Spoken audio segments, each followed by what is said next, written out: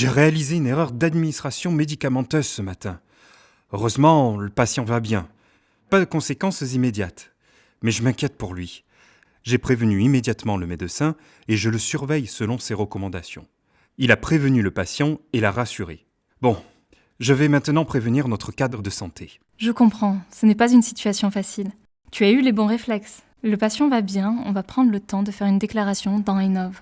Mais à quoi ça sert de déclarer ? Tu m'inquiètes. Mais non, je vais t'expliquer. D'abord, la déclaration fait partie de nos obligations professionnelles pour améliorer la qualité et la sécurité des soins. Tous les professionnels du CHU ont accès à ce système de déclaration. Il permet de déclencher l'analyse de la situation. En identifiant les causes ou les facteurs qui ont contribué à la survenue de l'événement, on dégage des améliorations possibles et on enclenche des actions correctives. C'est grâce à la contribution de tout le monde qu'on améliore la qualité. Je vais te montrer comment on fait. Tu trouveras le logiciel Enov sur le site intranet. La connexion se fait avec ton matricule et le mot de passe de ta session. Tu peux aussi accéder à Enov à partir du dossier patient informatisé.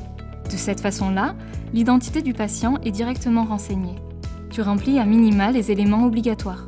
Dans la partie « Description de l'événement », il faut en revanche saisir le plus de détails possible, tout en restant factuel. À un moment, tu vas devoir choisir un critère parmi un menu déroulant.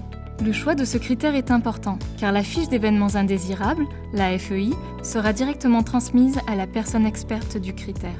Une fois que tu as fini de saisir la FEI, tu cliques sur « Enregistrer et terminer ». À ce moment-là, le référent reçoit la FEI par email. Il a en charge de coter la fréquence et gravité de l'événement et d'apporter une réponse. Maintenant que j'ai fait ma déclaration, comment je sais qu'elle a été lue ?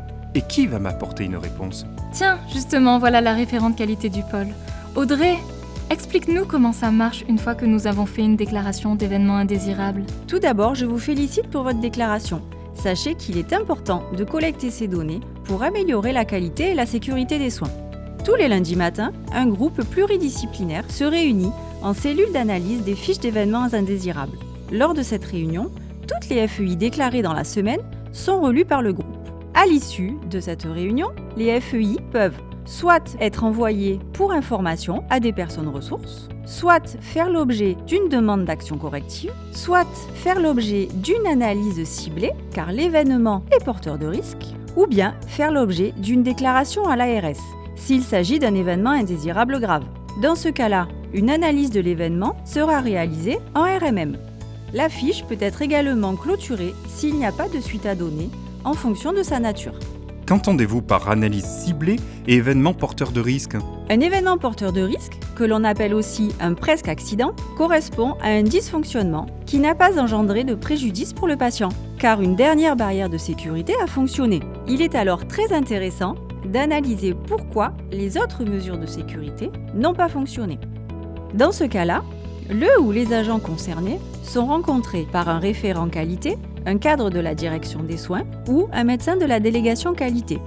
Il est important de noter que le CHU de Nîmes a mis en place une charte de promotion qui permet d'échanger librement sur la réalité du travail en équipe. Lors de cet entretien, les agents vont décrire factuellement la chronologie des faits.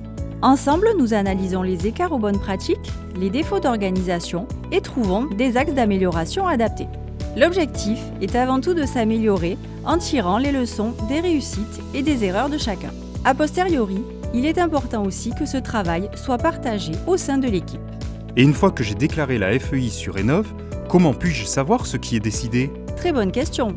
Pour avoir des informations suite à vos déclarations, vous pouvez retourner sur Enov. Dans le tableau de bord, vous avez alors accès à vos déclarations, ainsi qu'aux éléments de réponse et aux actions en cours. Si vous avez d'autres questions, n'hésitez pas à vous rapprocher de la direction qualité. Merci Audrey, c'est plus clair.